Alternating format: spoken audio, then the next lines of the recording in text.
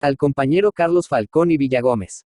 Y detrás estaba la selva, apenas joyada, virgen quizá en largas extensiones, vivero de alimañas, y desde la cual, en las tardes soplaban varadas de salvajes aromas y golpes de ruidos misteriosos. Caballero en Bubi, un talamoco enano, en varias ocasiones me había aproximado a los linderos de la selva, sin atreverme a penetrarla, cohibido ante su vieja doncellez. Hay una trocha, blanco, que entra hasta un punto que llaman der pajonal. Esto me decía Crisanto, el peón negro, que fuera capataz de la hacienda hasta mi llegada como administrador, y añadía. Un compadre mío de Ala, me contó de que hay gente.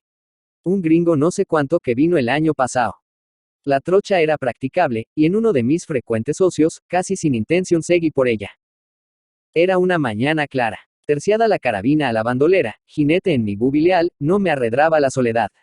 Mis lecturas de bachiller huracanaban recuerdos en mi memoria, y suspiraba por el advenimiento de una aventura, al clásico estilo del género, con su inevitable cohorte de fieras y de hombres peor que fieras. Siguiendo los vuelos de mi imaginación, que era una loca libélula, apenas prestaba atención a la despampanante belleza de la naturaleza, desnuda allí, al descubierto la magnificencia de sus encantos, ni a las horas tampoco. Las repentinas paradas de Bubi y sus relinchos, me volvieron a la realidad. Bubi era mi reloj. Miro al cielo, y el sol ardía ya en el cenit, al propio tiempo que un agradable cosquilleo en el estómago, delataba un próximo apetito, mis formidables apetitos de entonces, lejanos ya, imposibles de tornar a ser. Decidí regresar y volví riendas. Calcule el tiempo que había durado mi viaje, 5 horas, y temblé al pensar que solo al caer la tarde me vería en la hacienda, ante la mesa. Pique espuelas, y Bubi, hostigado en los ijares, voló. El sendero se arrastraba en aquel trecho por entre una arboleda gigantesca. Gruesas ramas rozaban los flancos del caballo y mis propias espaldas, y en el suelo, las lluvias, apenas cesadas, habían dejado peligrosos artenajales. Enloquecido de terror, vi que a cortos metros de mí, una rama a medio desgajar interceptaba el camino a la altura de mi pecho. Quise detener a Bubi, pero fue tarde. Tendido por un golpe seco, rodé por el suelo. Y no supe más. 2. Cuando abrí los ojos, vi, inclinado sobre mí, un rostro de mujer, anheloso. Era ese rostro tan divinamente bello con sus ojos azules, grandes, serenos, que yo cerré los míos otra vez, pensando en una angelical vision. El roce de una mano suave sobre mi frente, me incorporó a la realidad, al tiempo que una voz varonil, nombraba. Olga Catalina. Recobrada del todo la conciencia de ser, me revolví, curioso. Tendido en rústico lecho, estaba en una habitación desconocida para mí. Sentada ahora al borde del camastro, la mujer de la Vision. Penetró luego a la estancia un hombre maduro, de raza blanca, con cierto aire de inconfundible majestad en su continente, y cuyo aspecto señalaba en el altipo europeo del norte. Detrás, quedamente, entró mi peón. Me dirigí a Crisanto. ¿Cómo estaba aquí? ¿Qué me había sucedido? Porque apenas si recordaba la escena de la caída. Crisanto me explicó. Tenía luxada una pierna, y además, en la espalda, serias contusiones. Por supuesto que había quedado sin sentido en el camino, y allí habría estado quién sabe hasta cuándo si, este señor gringo y la blanquita, que es su hija, no me hubiesen recogido. Él, Crisanto, se inquietó al ver llegar la hacienda a Bubi sin jinete, y partió a mi búsqueda. Me encontró aquí. Pero ya, el señor gringo y la catirita, me habían hecho atender de un curandero. A mi pregunta, Crisanto respondió. El sucedido aconteció al mediodía y ahora son las 9 de la noche. Iba a deshacerme en agradecimientos para con mis salvadores, pero el hombre maduro me impuso silencio con un amable gesto, al propio tiempo que la mujer de la Vision, que permanecía cerca de mí, me pasó dulcemente la mano por los labios. Dejé caer los párpados, amodorrado. Tenía fiebre. 3. Mi convalecencia fue larga. Acometíanme dolores agudísimos, y el sobador, un boliviano charlatán, había prescrito absoluta inmovilidad. 3 semanas estuve postrado en el lecho. Olga Catalina, tal era su nombre, era mi enfermera.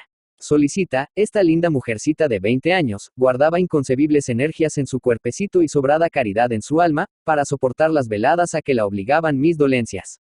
A cada paso, su comportarse evocaba en mí el recuerdo de mi hermana Fernanda, a quien hoy la tierra come.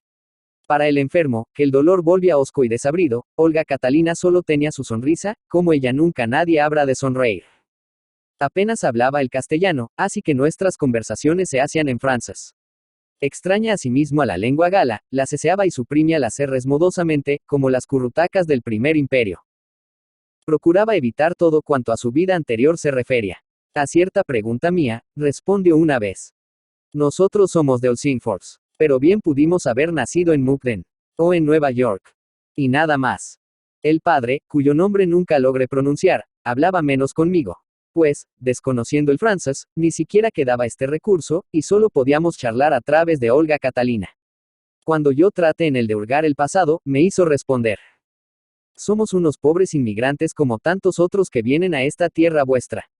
Ecuador nos ha dado todo, un cuadro de montaña y aperos para labrarlo. Vaya desde nuestros corazones agradecidos, un voto por la grandeza de esta buena patria de los que no hay ninguna. Pero la vuestra, solte yo. Y a Olga Catalina se le escapó esta frase, todo, lo hemos perdido.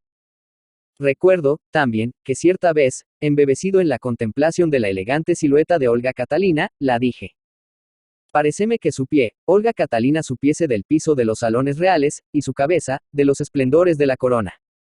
Y ella, pálida, se estremeció nerviosamente y me miró a los ojos, por los de ella vi pasar la sombra del miedo. Y en cuanto pude tenerme en pies, abandoné el lecho. Apoyado en un bastón, ensayaba a andar, mientras Olga Catalina me sostenía por la espalda. Excursionaba por los alrededores de la humilde covacha, auxiliado por mi bella enfermerita que me iba enseñando los progresos alcanzados por su padre en aquel trozo de la selva. Aquí y ala, la mano sabia del civilizado había hecho prodigios, desmontando y roturando, para dedicarlos al cultivo, sendos quintales, donde ya comenzaban a brotar las plantas sutiles. A la orilla de un arroyuelo juguetón, un establo nacia, y en él, orondas y pacíficas, hasta 3 vacas ramoneaban con sus crías. El gringo era emprendedor, sin duda, y pronto tornaría aquello en una mina de riqueza. Piensa su padre demorar aquí largo tiempo. A lo que parece, sí. Él, como todos, quiere hacer fortuna. Él, como todos. Porque esas palabras de sentido fácil sonaron extrañas a mi oído, él, como todos. Con los días, ya no me fue necesario el báculo, pero entonces, me apoyaba en el brazo de mi enfermerita y hacíamos más largos nuestros paseos por el campo. Casi restablecido, preciso hablar de mi regreso. Crisanto, que venía frecuentemente de la hacienda trayéndome cuanto requería, me avisó un día que, a la siguiente mañana, vendrían peones para conducirme en una suerte de camilla trabajada a propósito. Espere la hora del paseo vespertino para comunicar a Olga Catalina mi regreso inevitable. Yo pedía, por supuesto, perdón por las molestias que involuntariamente había ocasionado, pero ellos debían estar seguros de que mi corazón sería fértil a la gratitud, en cualquier dificultad, que acudieran a mí antes que a Dios mismo. Ella, acogió silenciosa mis palabras y esquivó el rostro, mirando hacia otra parte, para ocultarme la clase de emoción que la había producido.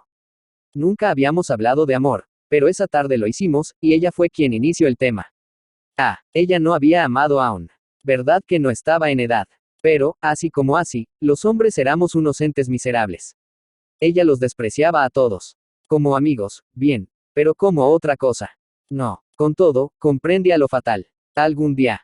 Y aquella charla extraña, termino con esta frase de ella. ¿A quién, Dios mío, habré yo do amar? ¿Quién será el que? Se interrumpió. Por tácito acuerdo, no hablamos más en todo el resto del paseo. Al otro día, al despedirme, yo no me imaginaba que para siempre, vi en los ojos de Olga Catalina, temblar una lágrima. Fue ilusión, quizá, pero sería para mí muy doloroso pensar que eso, lo único, no fue realidad. Volveré, pronto, volveré. Y nunca más iba a volver. Imposibilitado aún para el trabajo rudo del campo, en la hacienda lo solo que hacía era leer. Hojeaba pasadas revistas francesas de la guerra, periódicos, libros. Sentado en un viejo sillón frailero, mientras releía lo que tantas veces había leído, meditaba una próxima excursión al pajonal por ver a mi linda enfermerita, cuyo recuerdo no se apartaba de mí. Una tarde, mientras revisaba una de aquellas revistas, me interesó sobremanera cierto artículo, ilustrado con fotografías, sobre la nobleza rusa que cegó la cuchilla bolchevique. Entre las víctimas, figuraban el zar y su familia, príncipes, grandes duques.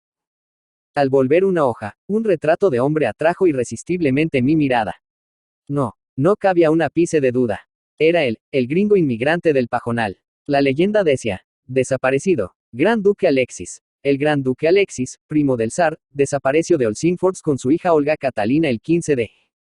No pude seguir leyendo. En ese momento, Crisanto, pálido, tartajoso al hablar, interrumpió en la estancia. Patrón, qué desgracia. Pobre Blanquita, tan buena. No sabe. Se la robaron los brutos. Ah, pero día que caigan.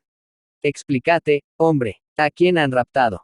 A la gringuita, pues, a la niña Catalina. Los montoneros esos. Me contó mi compadre, al adentro.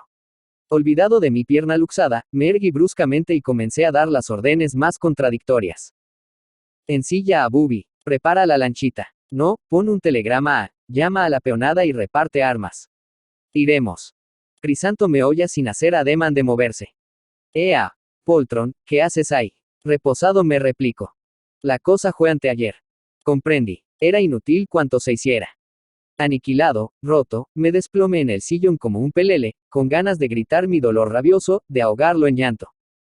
Nunca como esa vez he comprendido la humana impotencia ante lo irreparable. Olga Catalina. Olga Catalina. José de la Cuadra.